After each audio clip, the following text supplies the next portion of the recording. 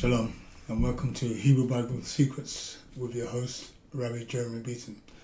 We are reading today from the book of Mathew, starting at chapter 15. Chapter 15, verse 1. 1. Then came to Yahushua scribes and Pharisees, which were of Jerusalem, saying, 2. Why do your disciples transgress the tradition of the elders? For they wash not their hands when they eat lechem, bread. 3. But he answered and said to them, why do you also transgress the commandment of Elohim by your tradition? 4. For Elohim said, respect your Av and your Em, your mother. And he that curses Av or Em, mother or father, let him die the death. 5. But you say, whosoever shall say to his Av or his Em, his mother, it is a gift to Elohim by whatever you might have been helped by me. 6. And respect not his Av, he shall be free. Thus have you made the word of Elohim of no effect by your tradition. 7. You hypocrites!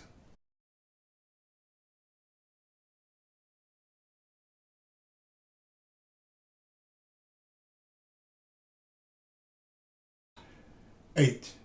These people respect me with their lips, but their heart is far from me.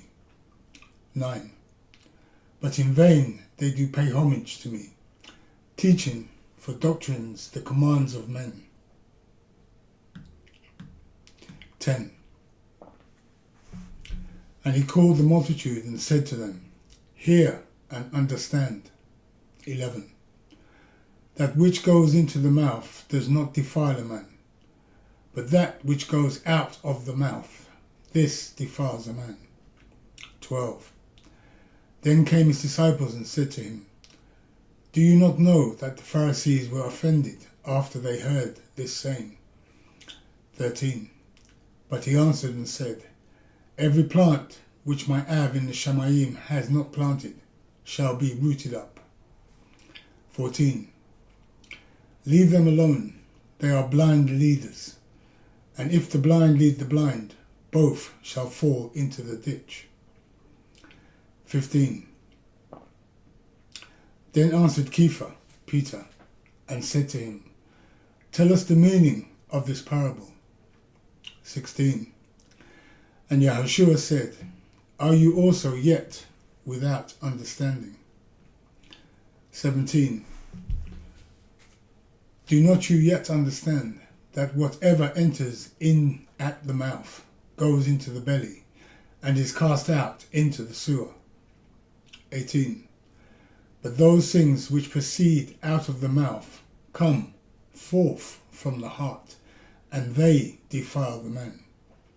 19. For out of the heart proceed evil thoughts, murders, adulteries, whorings, thefts, false witnesses, and blasphemies. 20. These are the things which defile a man, but to eat with unwashed hands does not defile a man. 21. Then Yahushua went there and departed into the coast of Tior. 21. Then Yahushua went there and departed into the coasts of Tyre, and Sidon. 22. And behold, a woman of Canaan came out of the same coasts, and cried to him, saying, have loving kindness upon me, O Master, Adon, Lord, you, Son of David.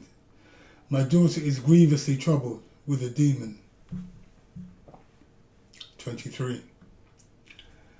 But he answered her not a word. And his disciples came and besought him, saying, send her away, for she is shouting after us. 24. But he answered and said, I have been sent to the prostituting sheep of the Beth, the house of Israel. 25. Then came she and bowed before him, saying, Rabbi, help me. 26. But he answered and said, It is not right to take the children's lechem, bread, and to cast it to the dogs. 27. And she said, True, Rabbi, yet the dogs eat of the crumbs which fall from their master's table. 28. Then Yahushua answered and said to her, O woman, how great is your faith! Let what you want be done for you. And her daughter was made well from that very hour. 29. And Yeshua departed from there, and came near to the Sea of Galilee, and went up into a mountain, and sat down there. 30. And great multitudes came to him, having with them those that were lame, blind, dumb, maimed, and many others, and cast them down at Yeshua's feet, and he healed them. 31. Insomuch that the multitude wondered, when they saw the dumb to speak, and the maimed to be whole, and the lame to walk, and the blind to see, and they esteemed the Elohim of Israel. 32. Then Yeshua called his disciples to him, and said, I have compassion on the multitude, because they continue with me now 3 days, and have nothing to eat, and I will not send them away fasting, lest they faint in the way. 33. And his disciples said to him, Where are we going to get so much lechem, bread, in the wilderness, as to feed such a great multitude? 34. And Yeshua said to them, How many loaves have you? And they said, 7, and a few little fishes. 35. And he commanded the multitude to sit down on the ground. 36. And he took the 7 loaves and the fishes, and gave thanks, and broke them, and gave to his disciples, and the disciples to the multitude. 37.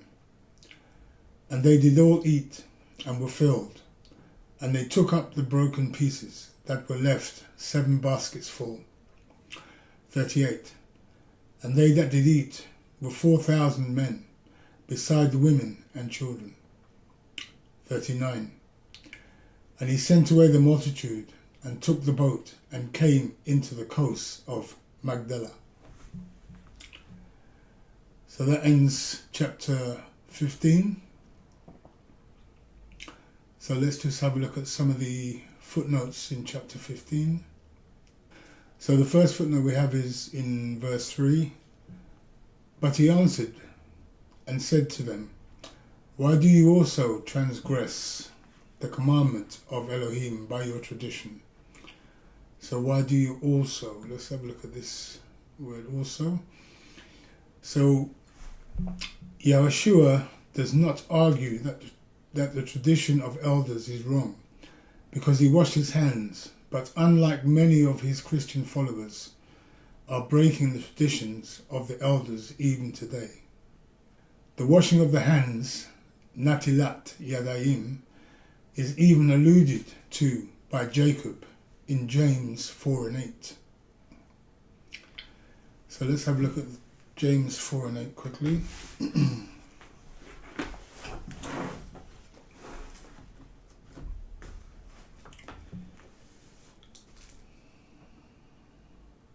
So James 4 and 8 reads, Draw near to Elohim, and he will draw near to you. Cleanse your hands, you transgressors, and purify your hearts, you double-minded. Okay, so we have a footnote here for draw near.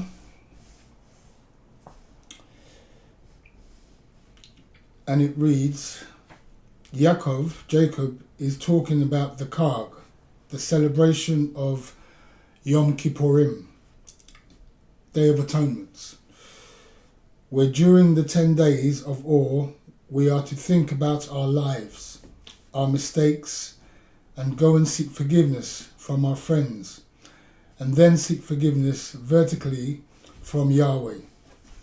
The word for drawing near is kapar, or kaparim, which is the word used in the Chag, celebration of Yom Kippurim.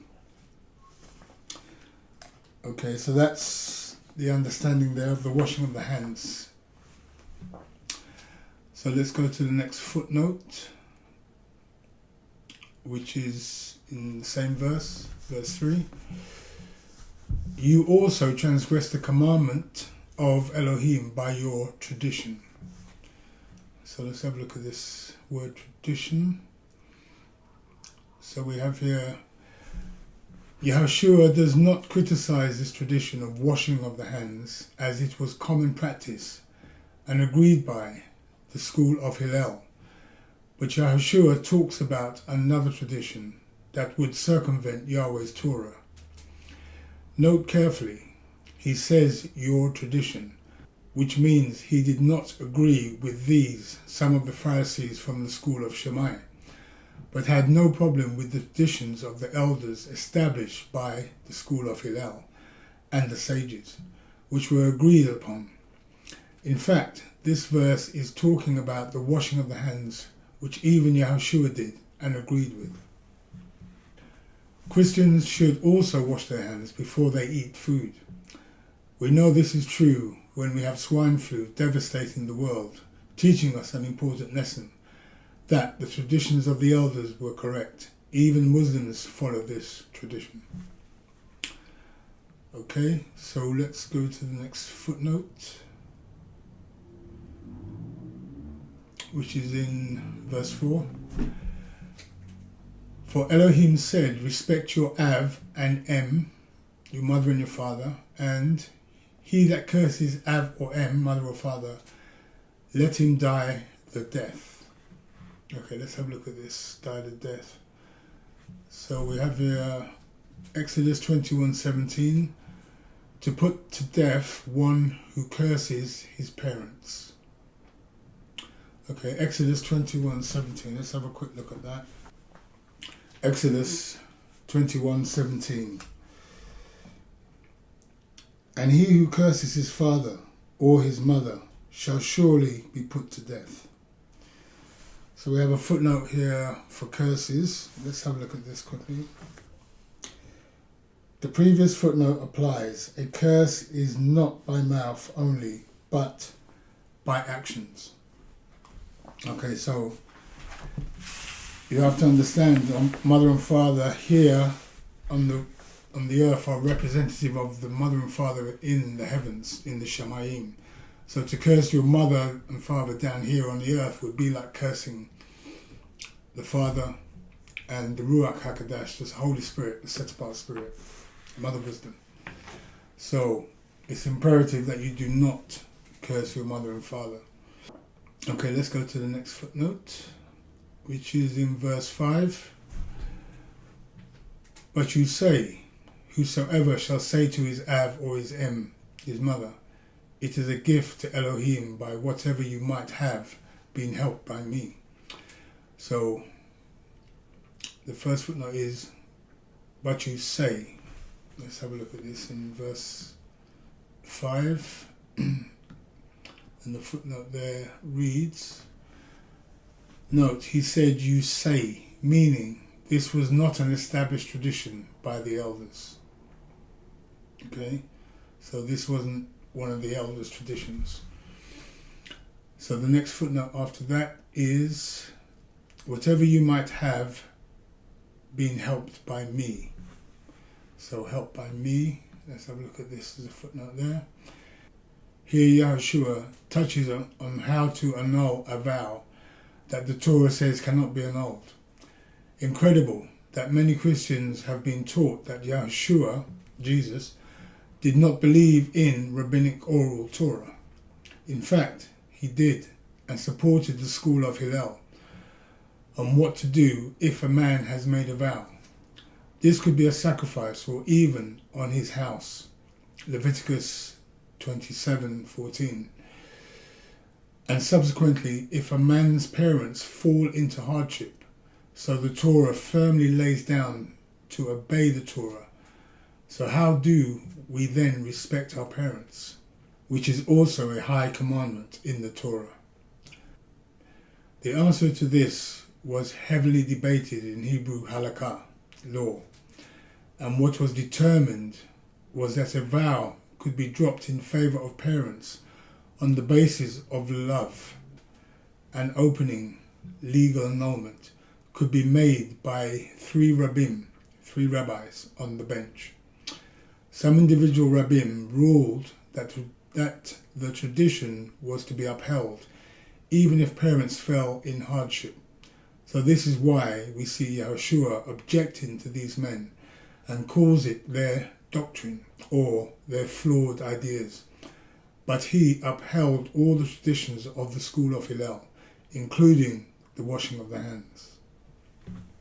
Okay, so let's have a quick look at Leviticus 27:14. Leviticus 27:14. And when a man shall holy his beth, his house, to be holy to Yahweh, then the Kohanim priest shall estimate it, whether it be good or bad, as the Kohen priest shall estimate it, so shall it stand. So therefore we have the Kohanim obviously taking part there, estimating whether the house is good or bad. So these things will obviously be coming into effect as well when we go back to the land. The Kohanim obviously will be doing these things once again. So let's go to the next footnote, which is in verse 6. And respect not his Av, he shall be free. So respect not his Av. Let's have a look at this.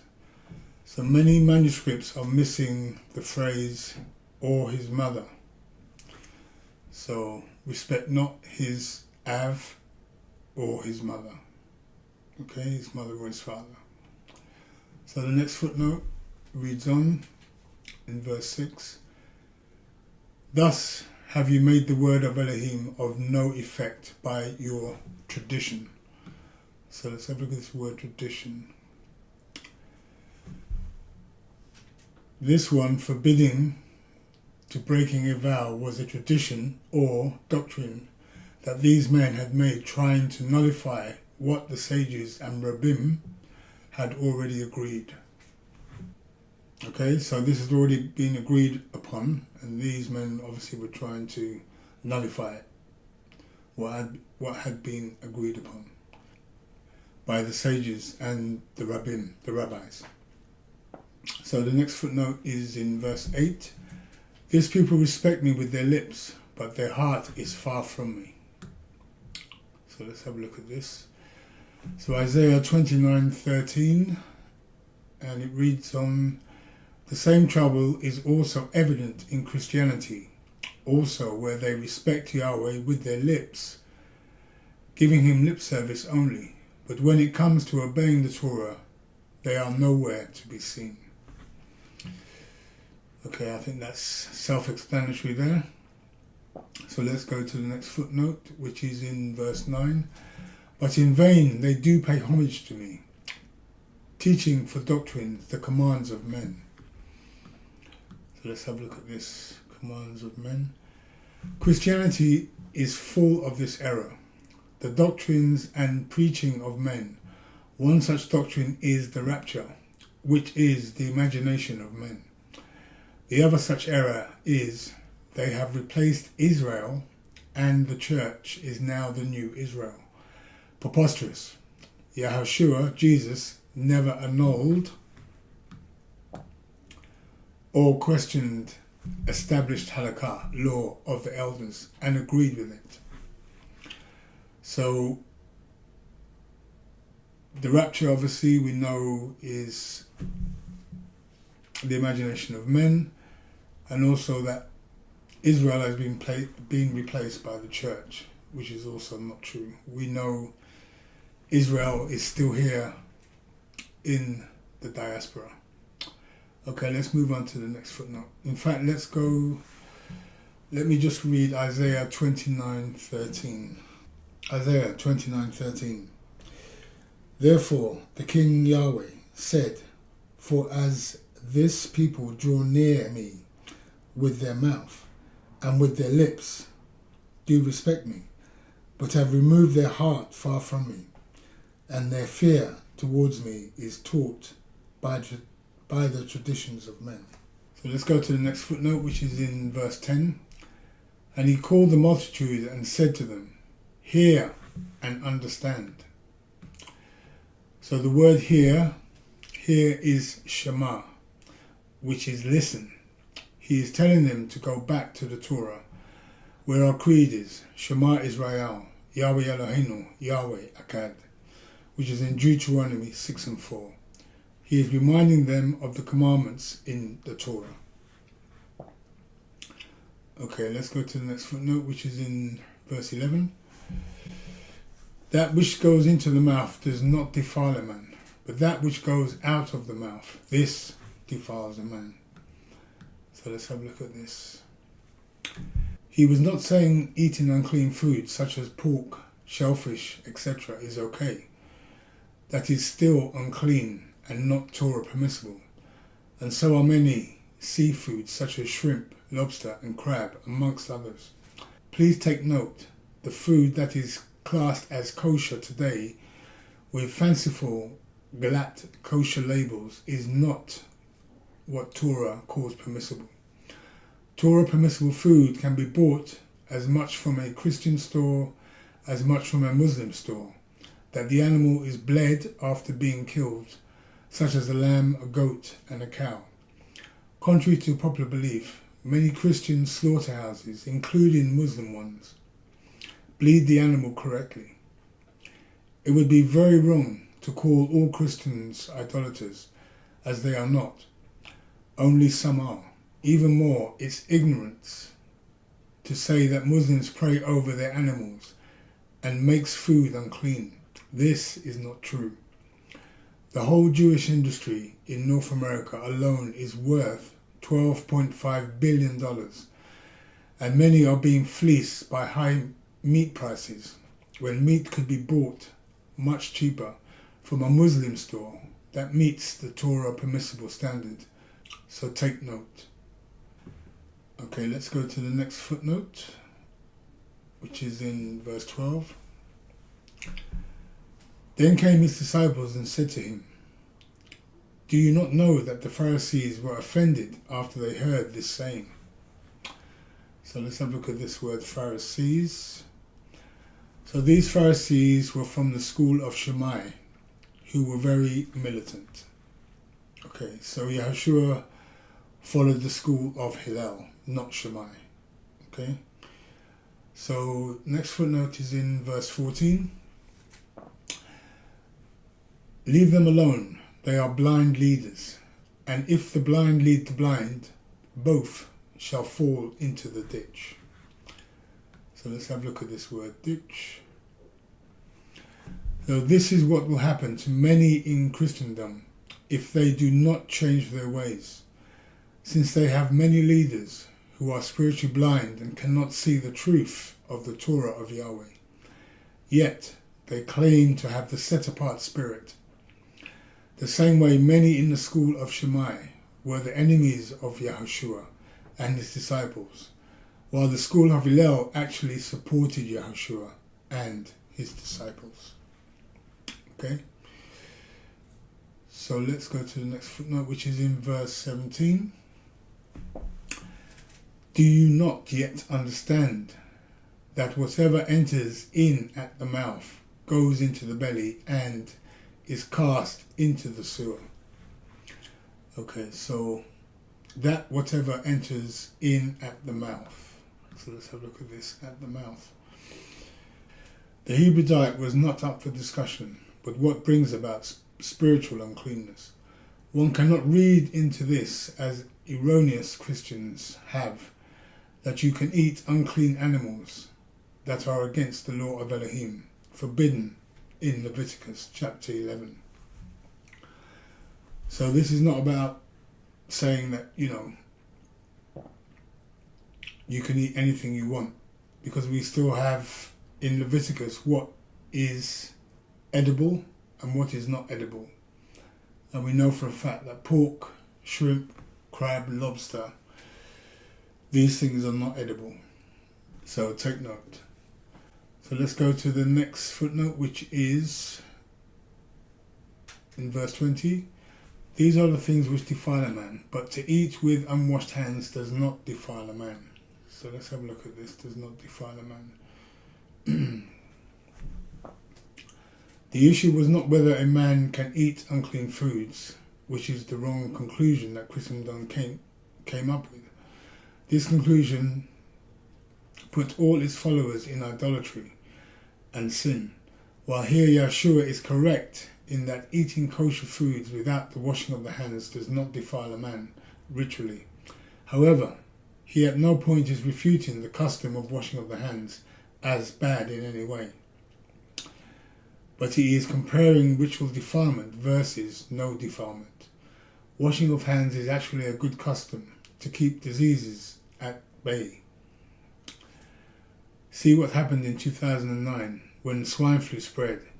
Then everyone was being advised by doctors to wash their hands and clean them after.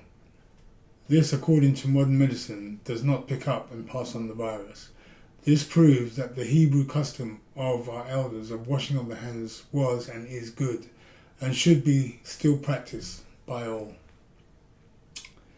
Okay, so let's go to the next footnote, which is verse 24. But he answered and said, I have been sent to the prostituting sheep of the Beth, the house of Israel. So to the prostituting sheep. So prostituting, let's have a look at this quickly. This is from the Aramaic. The house of Israel went whoring after other false Elohim, other false gods. They still whore by using the false names such as Allah, also making Easter a biblical Chag celebration, which is called by the name of a false deity out of Babylon, while the true one is called Passover. Okay, so let's go to the next footnote. So I've been sent to the prostituting sheep. Okay, so let's have a look at this word sheep. So many exiles are out there that need to return to Master and Torah.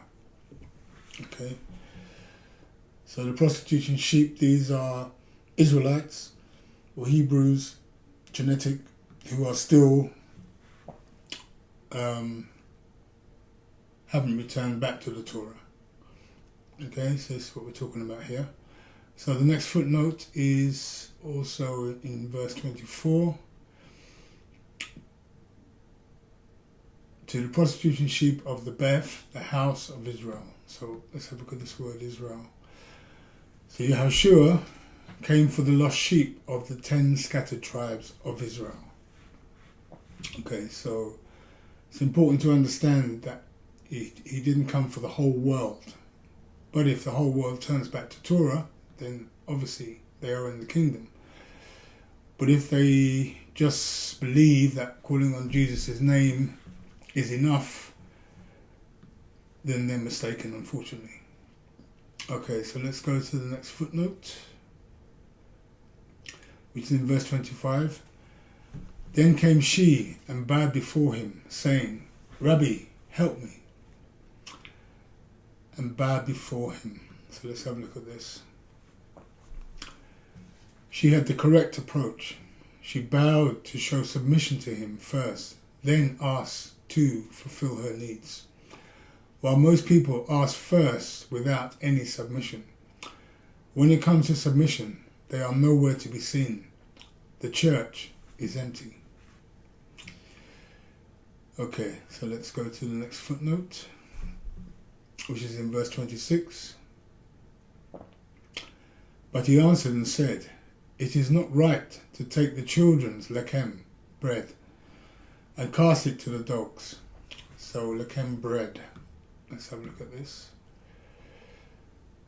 So Yahushua's analogy of bread here is of Torah, which is likened unto bread of the Israeli children, which you can read about in Proverbs 9 and 5. Okay, so the lechem, the bread, is the Torah. So this is what we're talking about here. Lechem, bread, the Torah, the first 5 books of Moses. And to cast it to the dogs. Okay, let's have a look at this word, dogs. So, idiomatic expression for Gentile people. Was Yahushua being rude? No. He was showing that the covenant rights are with Israel first, and that is correct, and then with any other people. Anyone who wants help should enroll in the covenant with a repentant heart, followed by obedience. He could not break the order. So the order is obviously B'nai Israel, genetic Israel first, and then obviously the Gentiles, if the Gentiles, are seeking the Torah, the truth. So there is an order. Okay, and that's what Yeshua is saying here. There's an order. So let's move to the next footnote, which is verse 27. And she said, "True, Rabbi, yet the dogs eat of the crumbs which fall from their master's table." So eat of the crumbs. Let's have a look at this, crumbs. Here was a Gentile woman who wanted the crumbs. The sod, the hidden, meaning is of her asking for the Torah of Yahweh, and she is happy with the crumbs that she can find and eat, while Israel had all the Torah, the whole loaf, but were rebellious and were disobedient to it. So, this woman is seeking the Torah. She's seeking the truth, the understanding, whereas Israel, B'nai, genetic Israel, rejected it. So she got her wish from Yahushua. So let's go to the next footnote, which is 28. Then Yahushua answered and said to her, "O woman, how great is your faith! Let what you want be done for you." And her daughter was made well from that very hour. So let's have a look at this. "O woman, how great is your faith!" Great. So her faith was great because she was happy with the bread of the Torah, the crumbs, and the scraps she could gather, while the whole of Israel thought that they knew better how to live their lives. It shows Gentiles are hungry for the truth. So, that says a lot about Israel. Let's go to the next footnote, 34. And Yahushua said to them, "How many loaves have you?" And they said, 7, and a few little fishes. So, and they said 7. Let's have a look at this. 7. The number 7 shows the menorah, which is a sign of the set-apart one of Israel. Okay, so let's go to the next footnote, which is in verse 36. And he took the 7 loaves and fishes and gave thanks. So let's have a look at this, gave thanks. This was a rabbinic custom that Yahushua adopted. It is not commanded in the written Torah, but only in the oral Torah. This reveals that Yahushua, Jesus, did accept some rabbinic customs as valid and good. So that now brings us to the end of chapter 15, and I thank you for watching, and I hope to see you on the other side. Thank you for watching. May you find rest and comfort for your souls. This is Rabbi Jeremy Beaton saying, Shalom, Shalom.